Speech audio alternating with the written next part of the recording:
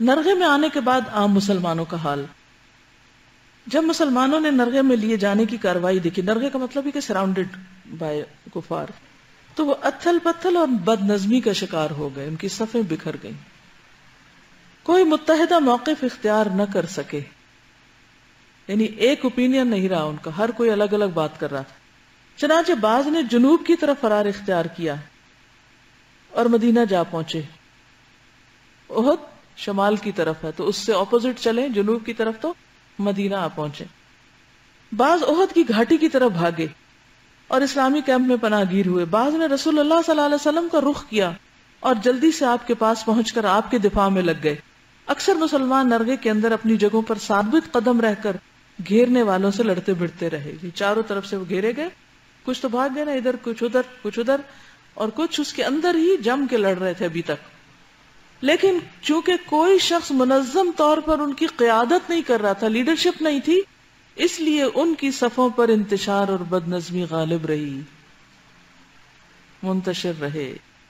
پہلی صف پلٹی تو پچھلی صف سے ٹکرا گئی. جب آگے والے پیچھے مڑے تو پیچھے والوں سے ٹکر کھائی، یہاں تک کہ حضرت حذیفہ کے والد یمان خود مسلمانوں کے ہاتھوں شہید ہو گئے. یعنی اتنی بھگدڑ مچی کہ پتہ نہ چلا کہ ہو کیا رہا ہے. اس کے بعد مسلمانوں نے نبی صلی اللہ علیہ وسلم کے قتل کی خبر سنی تو ان کا رہا سہا ہوش بھی جاتا رہا، ان کا جوش سرد پڑ گیا اور وہ ٹوٹ کر رہ گئے، حتیٰ کہ کتنوں ہی نے لڑائی چھوڑ دی، جبکہ کچھ دوسروں کو جوش آ گیا اور انہوں نے کہا اٹھو، اور جس بات پر رسول اللہ صلی اللہ علیہ وسلم نے جان دی ہے اسی پر تم بھی جان دے دو، تم جی کے کیا کرو گے. یعنی کچھ تو دل چھوڑ کے بیٹھ گئے اور کچھ اور زیادہ جوش میں آ گئے. مسلمان انہی حالات سے دوچار تھے کہ اچانک کعب بن مالک نے رسول اللہ صلی اللہ علیہ وسلم کو دیکھ لیا. اس وقت آپ نرغے میں آئے ہوئے مسلمانوں کی طرف راستہ بنا رہے تھے، ادھر کو جا رہے تھے. حضرت کعب نے آپ کو دونوں آنکھوں سے پہچانا کیونکہ چہرہ خود سے چھپا ہوا تھا، یعنی ٹوپی اسی سے ہی. انہوں نے دیکھتے ہی بلند آواز سے کہا مسلمانوں خوش ہو جاؤ، یہ ہے اللہ کے رسول صلی اللہ علیہ وسلم.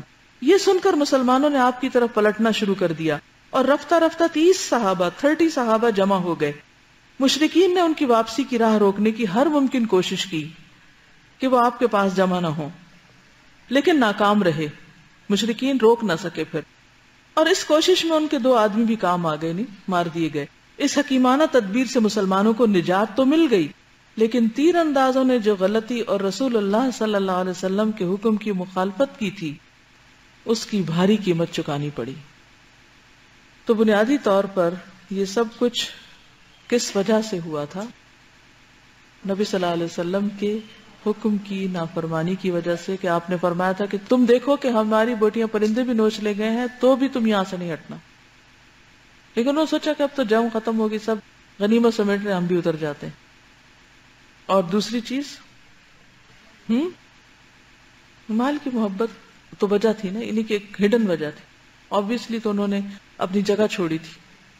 اور اگر سارے کو سم اپ کریں تو ایک ہی چیز تھی کہ اللہ کے رسول صلی اللہ علیہ وسلم کی بات نہیں مانی گئی تھی. اس سے ایک بہت بڑا سبق ہم کو ملتا ہے. کیا؟ آج بھی اگر ہم آپ صلی اللہ علیہ وسلم کی سیرت پر سچے دل سے عمل کرنا شروع کر دیں اور اس کو تھام لیں اور اس کو پکڑ لیں تو کامیابی ہو سکتی، چاہے ذاتی زندگی ہو چاہے اجتماعی زندگی. اپنی زندگی کا ایک اصول بنا لے. کوئی زندگی میں فیصلہ کرنے لگے فوراً سوچے اللہ کے رسول صلی اللہ علیہ وسلم نے اس طرح کے معاملات میں کیا کیا تھا. شادی بیاہ کا مسئلہ ہو، جیسے حضرت فاطمہ کی شادی کی بات ہوئی تھی، تو شادی بیاہ کا مسئلہ ہو تو آپ نے کیا کیا، ہم کیا کرتے ہیں. یا کسی کی وفات کا مسئلہ ہو، کیونکہ ہم نماز روزے کی حد تک، مسجدوں کی حد تک تو پھر بھی کر لیتے ہیں سنت کی پیروی، لیکن کہاں نہیں کرتے؟ اپنے معاملات میں، اپنے روزمرہ کے کاموں میں، اجتماعی کاموں میں، خاص طور پر مل جل کے کرنے کے کاموں میں. اور جس مقصد کے لیے اللہ کے رسول صلی اللہ علیہ وسلم بھیجے گئے اس مقصد کی تکمیل میں، اس کو ہم سنت نہیں سمجھتے. اب آپ دیکھیے کہ ہمارے ہاں جیسے کسی کی ڈیتھ ہو جاتی ہے تو مردے کو دفنانے کا نام نہیں لیتے جب تک ساری دنیا سے رشتہ دار اکٹھے نہیں ہو جاتے. نبی صلی اللہ علیہ وسلم کی صاحبزادی فوت ہو رہی ہیں، انہوں نے انتظار نہیں کیا کہ آپ واپس آئیں گے تو پھر دفن کریں گے، یا ان کو ہی وہاں لے جاتے ہیں پیچھے. کہ منہ دکھا دیں ایک دفعہ. چلو آپ کا آنا تو مشکل تھا، لیکن حضرت اسامہ حضرت عثمان کچھ مل جل کے لے جاتے ان کو وہاں. ہمارے نزدیک جب کوئی زندہ ہوتا ہے تو اس کا منہ دیکھنے کے وقت کسی کو نہیں ہوتا، نہ اس سے ملاقات کرتے، نہ اس کا حال پوچھتے، نہ اس کی خدمت، کچھ نہیں. جب کوئی فوت ہو جاتا ہے تو پھر ہم منہ دیکھنا شروع کر دیتے ہیں، اور اس میں بعض اوقات نامحرم مردوں کا دیکھتی ہیں عورتیں، اور بعض اوقات نامحرم عورتوں کا منہ دیکھا جاتا ہے. سراسر دین کے احکام کی خلاف ورزی. آگے چلتے ہیں. گھاٹی میں مسلمان نرغے سے نکل کر گھاٹی میں قرار پذیر ہو چکے تھے، تو ان میں اور مشرکین میں بعض ہلکی اور انفرادی جھڑپیں ہوئیں، لیکن مشرکین کو آگے بڑھنے اور مقابلہ کرنے کی جرت نہ ہوئی. یعنی اب ایک وقت آ گیا کہ وہ مشکل وقت ختم ہوا، مسلمان اکٹھے ہو گئے. قریب تھا کہ پھر آپس میں ٹکراؤ ہو، لیکن کوئی بڑی ٹکراؤ کی صورت نہ ہوئی. مشرکین میدان میں تھوڑی ہی دیر باقی رہے. اس دوران میں مقتولین کا مسئلہ کرتے رہے. مسئلہ ہوتا ہے ناک، کان، زبان، شرمگاہ وغیرہ کاٹ دینا، یعنی ان کے کان، ناک اور شرمگاہیں کاٹ ڈالی اور پیٹ چاک کر دیے، جیسے پوسٹ مارٹم ہوتا ہے نا. ہند بن عتبہ، ہند کون تھی؟ ابو سفیان کی بیوی. ہند بن عتبہ نے حضرت حمزہ کا پیٹ چاک کر کے ان کا کلیجہ نکالا اور اس کو چبایا، لیکن نگل نہ سکی، اس لیے پھینک دیا اور کان، ناک وغیرہ کے ہار اور پازیب بنائے. ادھر ابی ابن خلف نے بڑے گھمنڈ کے ساتھ گھاٹی کا رخ کیا. اس کا دعویٰ تھا کہ وہ رسول اللہ صلی اللہ علیہ وسلم کو قتل کرے گا، لیکن اس کے برعکس رسول اللہ صلی اللہ علیہ وسلم نے اس کو خود اور زرہ کے درمیان حلق کے پاس ایک چھوٹے سے نیزے سے ایسی ضرب لگائی، یعنی پن پوائنٹ کر کے، کہ وہ اپنے گھوڑے پر کئی بار لڑک گیا اور بیل کی طرح چنگھاڑتا ہوا قریش کے پاس پلٹا. پھر واپسی میں مکہ کے بالکل قریب مقام صرف تک پہنچ کر مر گیا. بہت سے سردار تو جنگ بدر میں مر گئے تھے اور ابی ابن خلف اس موقع پہ. اس کے بعد قریش کے چند آدمی آئے. ان کی قیادت ابو سفیان اور خالد بن ولید کر رہے تھے. یہ پہاڑ کے بعض اطراف میں چڑھ گئے. حضرت عمر بن خطاب اور مہاجرین کی ایک جماعت نے لڑ کر انہیں پہاڑ سے نیچے اتار دیا. بعض روایات سے معلوم ہوتا ہے کہ حضرت سعد بن ابی وقاص نے تیر مار کر ان کے 3 آدمی بھی قتل کیے. حضرت سعد کی بہادری آپ دیکھیں کہ زخموں سے چور ہیں اور ابھی بھی کام نہیں چھوڑا. یعنی حضور صلی اللہ علیہ وسلم کا دفاع کرتے وقت 35 یا 39 زخم آئے ان کو، اور ابھی پھر تیر مار کے 3 اور آدمی قتل کر رہے ہیں، کیونکہ ابھی جنگ کا میدان چھوڑ کے گئے نہیں. ہمارا کیا حال ہوتا ہے؟ ذرا سا کہیں زخم آ جائے، چوٹ آ جائے، تو ہم سب سے پہلے نماز، کام سب چھوڑ کے بیٹھ جائیں. اس طرح مشرکین کے مقتولین کی کل تعداد 22 اور کہا جاتا ہے کہ 37 ہوئی، جبکہ مسلمانوں کے 70 آدمی کام آئے. إِن يَمْسَسْكُمْ قَرْحٌ فَقَدْ مَسَّ الْقَوْمَ قَرْحٌ مِثْلُهُ وَتِلْكَ الْأَيَّامُ نُدَاوِلُهَا بَيْنَ النَّاسِ. پچھلی جنگ میں ان کے 70 شہید ہوئے تھے، اس میں مسلمانوں کے 70 شہید ہوئے. 41 خزرج کے اور 24 اوس کے اور 4 مہاجرین کے. ان کے علاوہ ایک یہودی بھی مارا گیا. بعض اقوال اس سے مختلف بھی ہیں. ابو سفیان اور خالد بن ولید نے آخری ناکام کوشش کے بعد مکہ واپسی کی تیاری شروع کر دی. ادھر رسول اللہ صلی اللہ علیہ وسلم جب گھاٹی کے اندر مطمئن ہو چکے تو حضرت علی مہراج سے، جو احد کے اندر ایک چشمہ ہے، پانی لے آئے اور آپ کو پانی پینے کے لیے پیش کیا. آپ نے قدر ناگوار بو محسوس کی، اس لیے پیا تو نہیں، البتہ اس سے چہرہ دھویا اور سر پر بھی ڈال لیا، مگر اس کے سبب زخم سے خون بہنے لگا جو تھم نہیں رہا تھا. لہذا حضرت فاطمہ نے چٹائی کا ایک ٹکڑا جلا کر اس پر راکھ چپکا دی اور خون تھم گیا. پھر محمد بن مسلمہ خوش ذائقہ پانی لے آئے جس سے آپ نے پیا اور انہیں دعائیں خیر دی. زخم کے سبب ظہر کی نماز آپ صلی اللہ علیہ وسلم نے بیٹھ کر پڑھی اور صحابہ نے بھی آپ کے پیچھے بیٹھ کر ہی نماز ادا کی. مریض کے احکام. اور اس میں آپ دیکھیے کہ یہ جو قرآن میں آتا ہے نا کہ طیب کھاؤ، تو جب آپ پانی پینے لگے تو وہ دیکھا کہ اس میں اسمیل آ رہی، تو آپ نے پیا نہیں. نفیس ٹیسٹ ہے نا آپ کا، لیکن اس کو ویسے استعمال کر لیتے. اس میں بھی ایک سنت کا پتہ چل گیا کہ اگر کوئی ایسا پانی ہے کہ جس کو آپ نہیں پی سکتے تو وضو وغیرہ ہو سکتا ہے اس سے. اتنی تکلیف میں بھی انہوں نے نماز نہیں چھوڑی، نہ آپ نے نہ صحابہ نے، اور جماعت بھی نہیں چھوڑی. یہ نہیں کہ ہر ایک کو اپنے اپنی جگہ پر جہاں کہ اچھا میں یہاں نہیں اب اٹھ کے آ سکتا، میں ادھر ہی پڑھ رہا ہوں، سب اکٹھے ہو گئے، کیونکہ اسی اجتماعیت میں اور اسی صف بندی کے اندر ہی کامیابی ہے۔ اسی اسنا میں انصار اور مہاجرین کی کچھ عورتیں بھی آ پہنچی، جن میں حضرت عائشہ، ام سلیم اور ام سلید تھیں۔ یہ پانی سے مشکیزیں بھرتی اور زخمیوں کو پلاتی تھی۔ گفتگو اور قرارداد۔ جب مشرکین واپسی کے لیے پورے طور پر تیار ہو چکے تو ابو سفیان جبل احد پر نمودار ہوا اور بآواز بلند بولا، کیا تم میں محمد ہیں؟ کنفرم کرنا چاہتا تھا نا، ون لاسٹ تھنگ، کہ جانے سے پہلے پتہ چل جائے، بلکہ ری کنفرم۔ کسی نے کوئی جواب نہ دیا۔ اس نے پھر کہا، کیا تم میں ابو قحافہ کے بیٹے ہیں، یعنی ابو بکر؟ کسی نے کوئی جواب نہ دیا۔ پھر اس نے کہا، کیا تم میں عمر بن خطاب ہیں؟ اب بھی کسی نے جواب نہ دیا۔ انہیں نبی صلی اللہ علیہ وسلم نے جواب دینے سے منع کر رکھا تھا۔ اب ابو سفیان نے کہا، اچھا چلو، ان تینوں سے تو فرصت ہوئی، یعنی فارغ ہوئے، ختم ہو گئے تینوں۔ یہ سن کر حضرت عمر بے قابو ہو گئے، بولے، او اللہ کے دشمن، جن کا تو نے نام لیا ہے وہ سب زندہ ہے، اور ابھی اللہ نے تیری رسوائی کا سامان باقی رکھا ہے۔ ابو سفیان نے کہا، تمہارے مقتولین کا مسئلہ ہوا ہے، یعنی ان کے ناک کان کاٹے گئے ہیں۔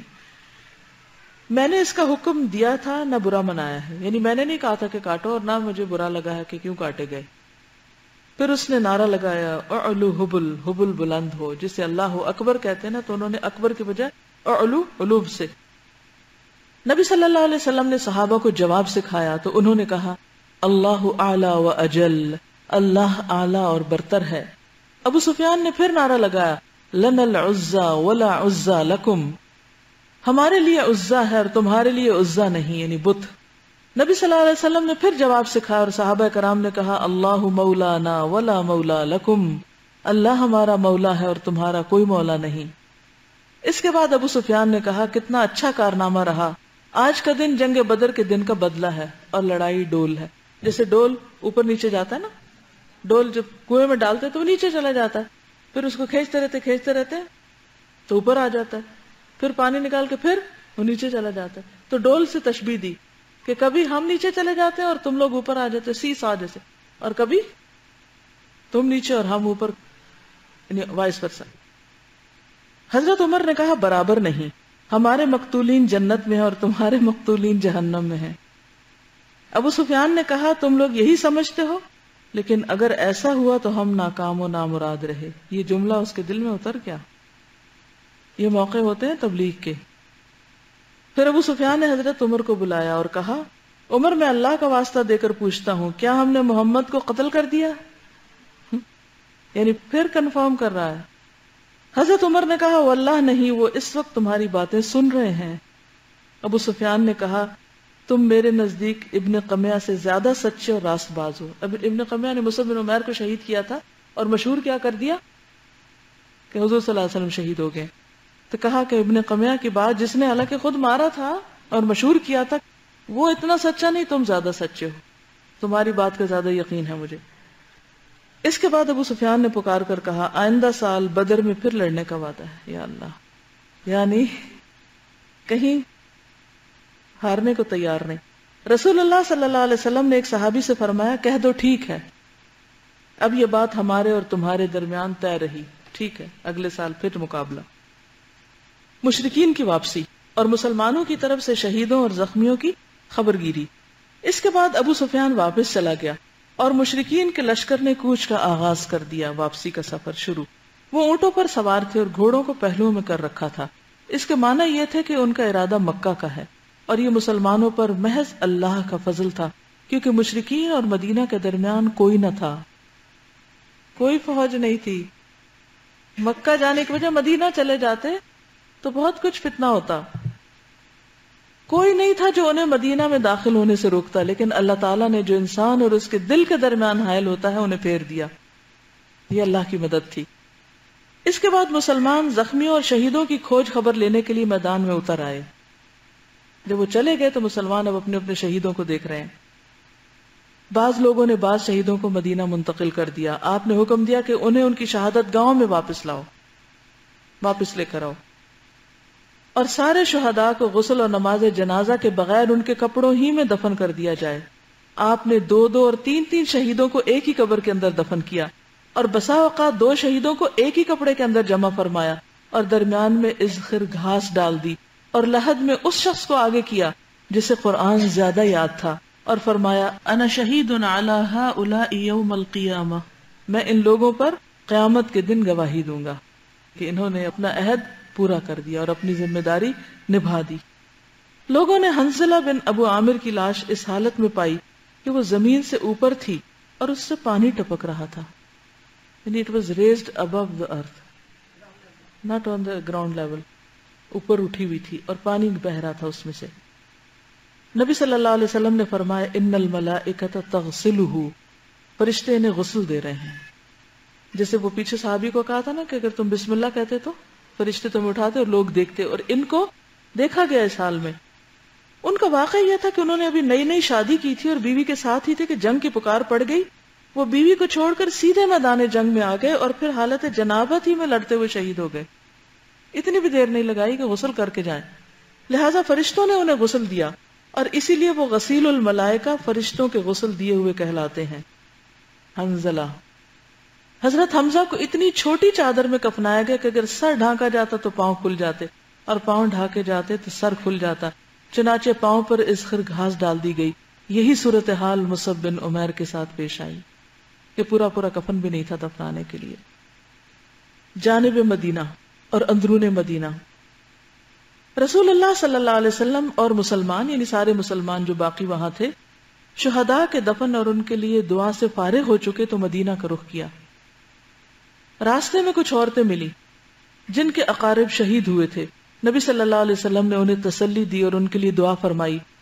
بنو دینار کی ایک خاتون آئی جن کے شوہر، بھائی اور باپ شہید ہو گئے تھے، ہسبینڈ، برادر، فادر۔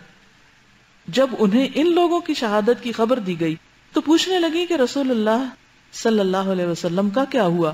لوگوں نے کہا آپ بحمد اللہ جیسا تم چاہتی ہو ویسے ہی ہیں۔ کیسا چاہتی تھی وہ؟ کہ انہیں کچھ نہ ہو۔ خاتون نے کہا ذرا مجھے آپ کو دکھلا دو۔ لوگوں نے انہیں اشارے سے بتلایا۔ جب ان کی نظر آپ صلی اللہ علیہ وسلم پر پڑی تو بے ساختہ پکار اٹھی، کل مصیبت بعدک جلل، کہ آپ کے بعد ہر مصیبت ہیچ ہے، چھوٹی ہے۔ یعنی عورتوں کا بھی ایمان کیسا تھا، کسی گھر میں 3 شہادتیں ایک دن میں ہو جائیں اور پھر اس کو ان کی فکر نہ ہو، اللہ کے رسول صلی اللہ علیہ وسلم کی فکر ہو۔ یہ عملی نمونہ ہے، اگزامپل ہے اس حدیث کی جس میں آتا ہے کہ تم میں سے کوئی شخص اس وقت تک مومن نہیں ہو سکتا جب تک میں اس کو اس کے والدین، اولاد اور سب انسانوں سے زیادہ پیارا نہ ہو جاؤں۔ اور یہاں اس کی عملی شکل نظر آتی۔ مدینہ پہنچ کر مسلمانوں نے ہنگامی حالت میں رات گزاری، زخم، تھکان اور غم و الم نے انہیں چور چور کر رکھا تھا۔ کئی غم تھے، پھر بھی وہ مدینے کا پہرا دیتے رہے۔ یہ ہے مثال، اتنی تھکاوٹ کے باوجود پھر کام کر رہے ہیں اور رسول اللہ صلی اللہ علیہ وسلم کی حفاظت پر متعین رہے۔ ادھر رسول اللہ صلی اللہ علیہ وسلم نے محسوس کیا کہ دشمن کی نقل و حرکت پر نظر رکھنا ضروری ہے تاکہ اگر وہ مدینہ واپس آنے کی کوشش کرے تو اس سے کھلے میدان ہی میں 2 ہاتھ کیے جائیں۔ غزوہ حمراء الاسد، کیونکہ یہ اسی سے منسلک ہے اس لیے اس کے ساتھ ہی پڑھیں تو بہتر سمجھ آئے گا۔ چنانچہ صبح ہوئی تو آپ صلی اللہ علیہ وسلم نے مسلمانوں میں اعلان فرمایا دشمن سے مقابلے کے لیے چلنا ہے۔ سارے چور پڑے ہیں زخموں سے اور آپ فرماتے ہیں کہ مقابلے کے لیے اب پھر چلنا ہے۔ اپنے آپ کو وہاں رکھ کے دیکھیے، اور صرف وہی آدمی جا سکتا ہے جو معرکہ احد میں موجود تھا، باقی نہیں جائیں گے۔ کیوں؟ کیونکہ باقی تو منافقین پیچھے رہ گئے تھے۔ عبداللہ بن ابی کے ساتھی جو تھے، 300 لوگ جو واپس آ گئے تھے۔ لوگوں نے کہا سمعا و طاعتا، سنا اور اطاعت کریں گے، لبیک، ہم نے بات سنی اور مانی۔ چنانچہ لوگ مدینے سے چل پڑے اور 8 میل دور حمراء الاسد پہنچ کر پڑاؤ ڈال دیا۔ ادھر مشرکین نے مدینے سے 36 میل دور مقام روحا پہنچ کر پڑاؤ ڈالا اور وہاں مدینہ پلٹنے کے لیے مشورے شروع کر دیے۔ یعنی آپ کا جو اندازہ تھا وہ درست تھا۔ انہیں افسوس تھا کہ انہوں نے ایک بہترین موقع ہاتھ سے جانے دیا۔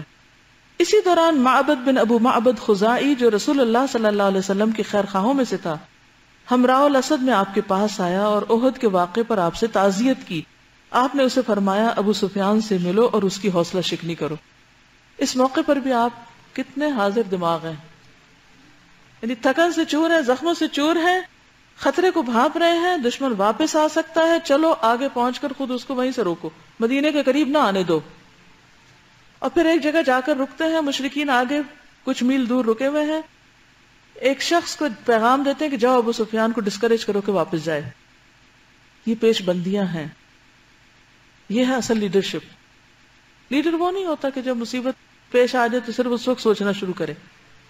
وہ پہلے سے بھانپ کے رکھتا ہے کہ کس دروازے سے وہ آ سکتی, اس کو بند کرو. معبد روحا پہنچا. اس وقت مشرکین مدینہ واپسی کا فیصلہ کر چکے تھے. معبد نے انہیں بری طرح ڈرایا, کہا محمد صلی اللہ علیہ وسلم ایسی جمعیت لے کر نکلے ہیں کہ میں نے ویسی کبھی جمعیت دیکھی نہیں. سارے لوگ تمہارے خلاف غصے سے کباب ہوئے جا رہے ہیں اور تم پر اس قدر بھڑکے ہوئے ہیں کہ میں نے اس کی مثال نہیں دیکھی. نیز میرا خیال ہے کہ تم کوچ کرنے سے پہلے پہلے اس لشکر کا ہراول دستہ اس ٹیلے کے پیچھے سے نمودار ہوتا ہوا دیکھ لو گے. یعنی سر پہ پہنچے ہوئے تمہارے, جلدی کرو. یہ سن کر مکی لشکر کے عزائم ڈھیلے پڑ گئے, ان کے حوصلے ٹوٹ گئے. چنانچہ ابو سفیان نے صرف جوابی اعصابی جنگ پر اکتفا کیا اور ایک قافلے کو مکلف کیا کہ وہ مسلمانوں سے کہے ان الناس قد جمعوا لکم فاخشوہم, لوگ تمہارے خلاف جمع ہیں, ان سے ڈرو, تاکہ مسلمان اس کا تعاقب نہ کریں. کیونکہ جب اس کو یہ خبریں ملی کہ مسلمان تو پیچھے آئیں گے تو وہ ڈر گیا, تو اس نے کیا کیا کہ یہ خبر مشہور کی تاکہ مسلمان ان کے پیچھے نہ آئے, اور خود وہ جلدی سے مکہ کوچ کر گیا. جہاں تک مسلمانوں کا تعلق ہے تو یہ دھمکی ان پر کچھ اثر انداز نہ ہوئی, بلکہ یہاں فرق دیکھیے کہ معبد نے جب ان کو ڈرایا تو انہوں نے کیا کیا, تیزی سے واپس گئے اور یعنی ڈر کے جوابی ڈرانے کی کوشش کی. جب مسلمانوں کو ڈرانے کی کوشش کی گئی تو انہوں نے کیا کہا, حسبنا اللہ و نعم الوکیل. یہ وہی کلمہ ہے جو حضرت ابراہیم علیہ السلام نے پڑھا تھا. یہ فرق ہے دونوں کے کردار میں, یہی توکل ہے. اس نے ان کے ایمان کو اور بڑھا دیا اور انہوں نے کہا اللہ ہمارے لیے کافی ہے اور بہترین کارساز ہے. چنانچہ وہ اللہ کی نعمت اور فضل کے ساتھ پلٹے, انہیں کسی برائی نے نہ چھوا اور انہوں نے اللہ کی رضامندی کی پیروی کی, اور اللہ بڑے فضل والا ہے. اللہ کی رضامندی کی پیروی کی. اللہ کی رضامندی کس میں تھی؟ کس میں؟ کہ اٹھو اور چلو, اور وہ چل پڑے. اور کہا جاتا ہے کہ یہاں پر مسلمانوں نے تجارت میں کچھ نفع وغیرہ کمایا اور خوشحال واپس لوٹے. اس کا ایک فائدہ یہ ہوا کہ جنگ احد کی وجہ سے جو دل پر ایک غم چھایا ہوا تھا اس میں کمی ہو گئی. تو ان مع العسر یسرا, تکلیف تو تھی, زخموں سے چور تو تھے, چوٹیں تو تھیں, لیکن جب بلایا گیا کہ آ جاؤ تو آ گئے, اور اس آنے میں فائدہ ہو گیا. بعض اوقات ہمیں ایک کام مشکل لگتا ہے کہ یہ نہیں ہو سکتا. مثلا رمضان میں پہلے دن کی تراویح, کہاں عشاء کی نماز مشکل لگتی ہے, تو جب یہ سوچ آتی کہ اچھا گھنٹہ ڈیڑھ نماز میں مزید کھڑے ہوں گے تو مشکل لگتی ہے. لیکن آپ نے دیکھا کہ پہلے ہی دن جب آپ پڑھ کے واپس لوٹتے ہیں تو دل کی حالت کیا ہوتی ہے, وہ گھر بیٹھ کے نہیں ہوتی یا ٹی وی دیکھ کے یا ادھر ادھر باتیں کر کے, وہ اسی تکلیف سے ہی آپ کو حاصل ہوتی. تو تکلیفوں سے گھبرانا نہیں چاہیے, مانگنا نہیں چاہیے, لیکن آ جائے تو گھبرانا نہیں چاہیے, اس پر صبر کا مظاہرہ کرنا چاہیے تاکہ اللہ تعالیٰ کی مزید مدد آئے. جنگ احد میں کچھ مزید چیزیں بھی ہیں جن کو ہمیں اپنے ذہن میں تازہ رکھنا چاہیے.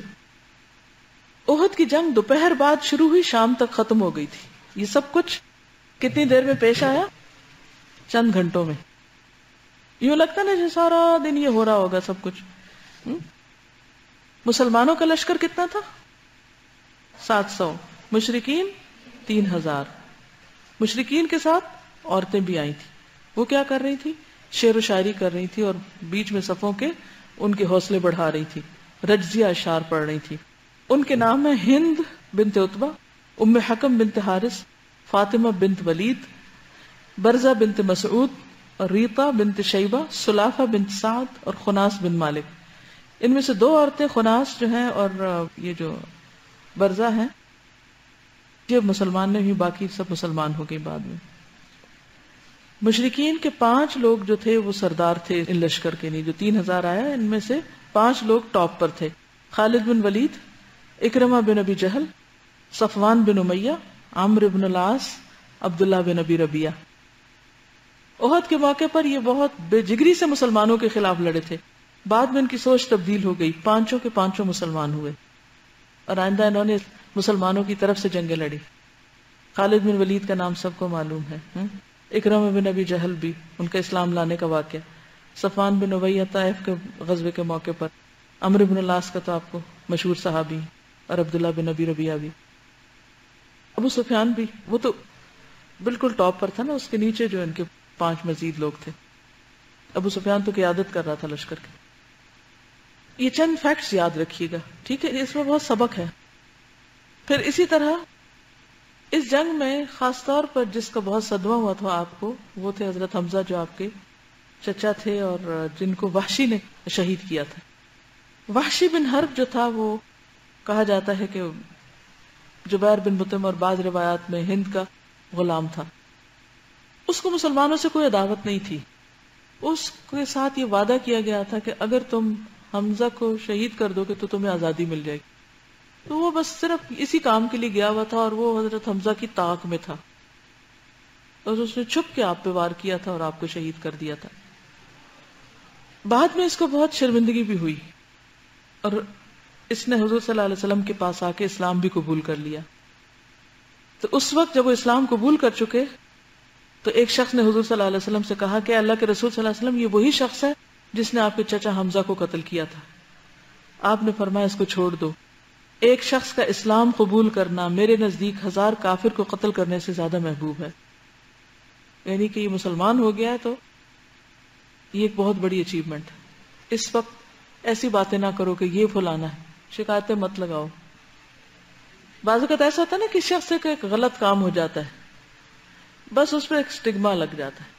وہ بیچارہ جتنے بھی اچھے کام کر لے وہ اس کو اسی نام سے یاد کرتے رہتے، یا وہ پچھلی باتیں کہ نہیں، اس کو بھلاؤ. اس کا اسلام قبول کرنا جو ہے ایک بہت بڑی بات ہے.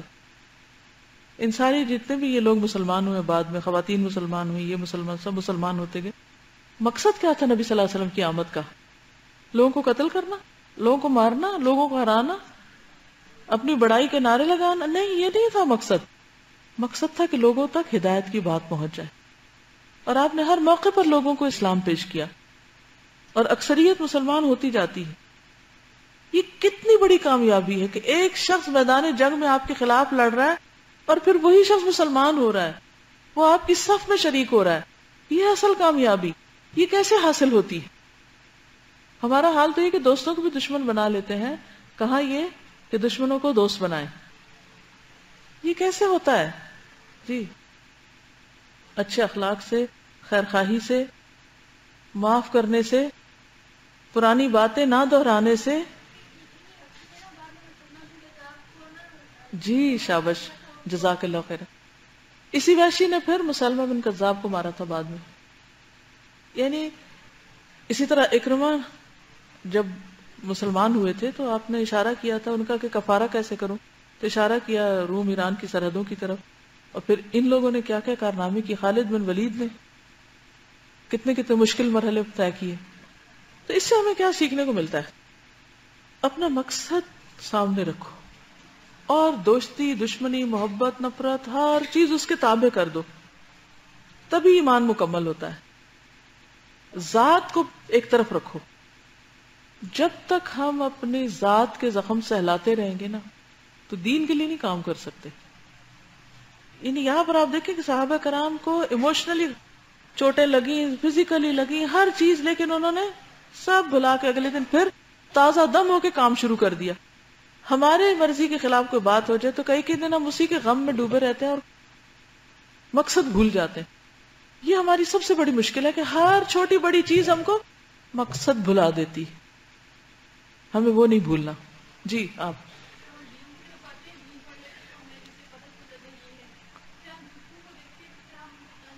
بالکل، جو دین کی طرف نہیں ہوتے ان کو حقارت کی نگاہ سے دیکھنے لگتے ہیں، ان پہ طنز کرنے لگتے ہیں. پھر آپ دیکھیے کہ قرآن پاک کی تفسیر جب آپ پڑھیں گے تو اس میں ایک موقع ہے لیس لک من الامر شیء، جب کفار کی طرف سے آپ کو چوٹ لگی تھی تو اس وقت آپ کا خون بہنے لگا تو آپ نے صرف اتنا کہا تھا وہ قوم کیسے فلاح پائے گی جو اپنے نبی کو لہو لہان کر دے، جو کہ انہیں اللہ کی طرف بلا رہا ہے، یعنی آپ نے افسوس کا اظہار کیا تھا. تو اللہ تعالیٰ کی طرف سے ایک فرشتہ آ گیا یہ حکم لے کر کہ نہیں، آپ یہ نہیں کہہ سکتے کہ یہ فلاح نہیں پا سکتے، کیونکہ انہی میں وہ لوگ موجود تھے کہ جو بعد میں مسلمان ہو گئے. اس موقع پر بھی ہوپ دلائی گئی کہ اتنا بڑا بھی کسی کا جرم ہو جو اپنے نبی کو بھی زخمی کر دے اور پھر توبہ کر لے وہ بھی معاف ہو جاتا ہے، اس شخص کو بھی اللہ چن لیتا ہے اپنے کام کے لیے. تو اللہ سبحانہ و تعالیٰ اگر سب کو معاف کر سکتے ہیں تو ہمیں بھی اللہ کے لیے سب کو معاف کر دینا چاہیے. جی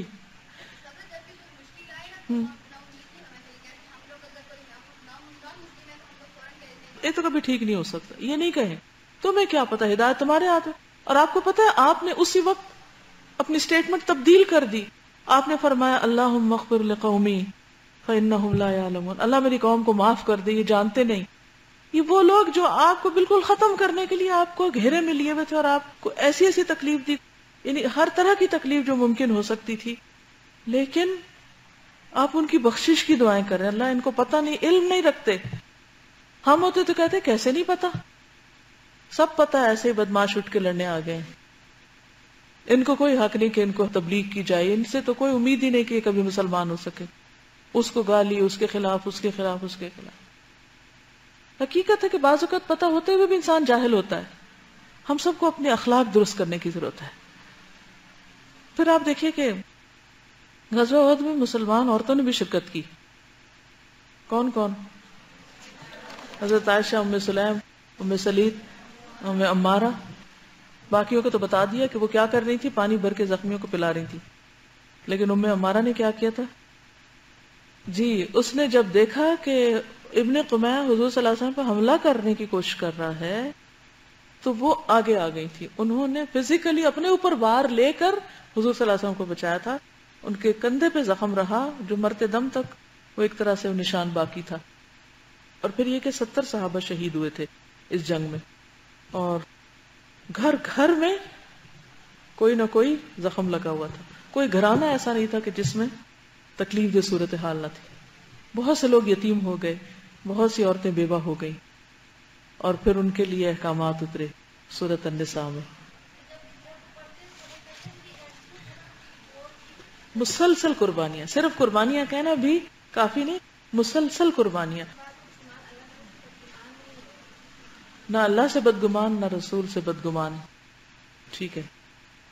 یہ جو ہمراہ الاسد کا علاقہ ہے نا، یہ ذوالحلیفہ کے بائیں طرف لیفٹ سائڈ پر تقریباً 13 کلومیٹر دور کی بستی ہے. یہ نہیں صرف اس لیے کہنے کہ کبھی آپ حج عمرے پہ جائیں وہاں ذوالحلیفہ دیکھیں تو آپ کو یاد ہو کہ ادھر آئے تھے احد کے بعد لوگ. اوکے. جب مدینہ جاتے ہیں نا اور احد کے جو شہداء کا جو ہے اس کے پاس جا کے کھڑے ہوتے ہیں تو پورا جسم ایسے لگتا ہے کہ جیسے پھڑکنے لگ گیا ہے نا، ایک عجیب کیفیت طاری ہوتی ہے. آپ صلی اللہ علیہ وسلم نے کسی خاص مقصد کے لیے ان کو مدینہ میں نہیں دفن ہونے دیا، وہاں واپس لا کے کہا ادھر ہی دفن کو. سارے ایک مقصد کے لیے شہید ہوئے تھے، ایک جگہ ان کو دفن کیا گیا.